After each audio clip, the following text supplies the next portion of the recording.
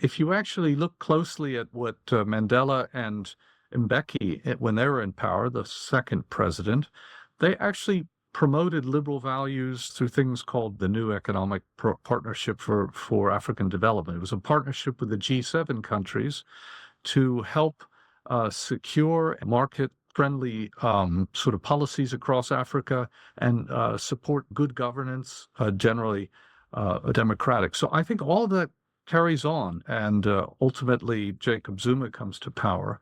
And Jacob Zuma has a different view. I mean, all politics are domestic in some way. At first, he was corrupt and deeply so. South Africa joins the BRICS, which was a new formation at the time. BRICS in that point was not the authoritarian dominated BRICS that we think of. It was a development organization for emerging countries in many ways.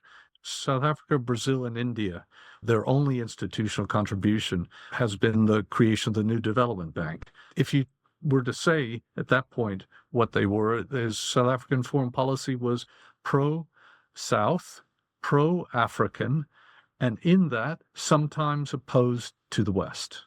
But that, I don't think it's further than that. They weren't opposed to liberal values.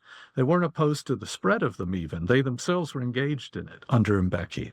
You also can make some domestic political gains by distinguishing yourself from the Western leadership positions.